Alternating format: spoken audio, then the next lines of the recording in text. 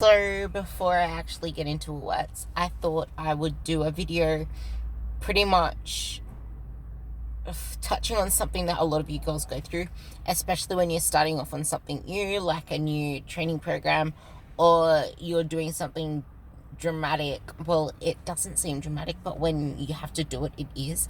Like changing from a 6-day split to a 5-day split, or training for 5 days and then all of a sudden training for 4 days, or when you used to train for 4 days or 3 days to now training for 6 days, or simply just starting out in the gym, or even just like changing the way you eat or getting a new meal plan or something, or changing the way that you do breakfast, or just changing something and it being something that's new or completely different from what you're used to.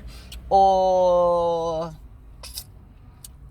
say all you usually do is cardio and now cardio's quit and cardio's not in it anymore, and it's just pretty much all weight training, or vice versa. You never used to do cardio, now you have to do cardio. Like, it could be really scary to start with, and you could fear even just getting started, or worrying if you're going to fail, or worrying if it's something that you would even smash, or just worrying in general, because a lot of the time we have these expectations on ourselves to perform it a certain way, and we're scared that we're not going to hit those expectations.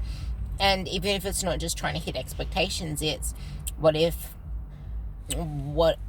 I can't actually do it, or just being scared of trying it. And you're not alone in that. Like, I usually have 3 rest days completely where I just walk the dogs, and now 2 of those rest days have turned into sprints.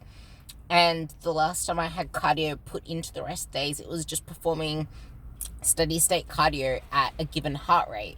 So instead of doing it on those rest days, because it was just 2 days, I was pretty much doing the 30 minutes that I was prescribed of that certain heart rate zone for every time that I go on the treadmill post weights, because I always go on the treadmill post weights. So it's like, why don't I just kill 2 birds with 1 stone and put a heart rate zone on every time I'm on the treadmill? So now I keep a heart rate zone for every post weights cardio session. I do it for about 30 to 40 minutes, depending how long I have left before I want to get home and start working, or just doing any errands. And now I actually have to do HIIT sprints, and doing sprints, it's on the bike, but doing sprints, there's a certain reason why something like that's put into my program. It's for a certain adaptation, where I was doing 40-second sprints and resting 4 whole minutes in between it. So it took me about 25 minutes or 26 minutes to get through because of the 4-minute rest periods. But I was able to actually do that because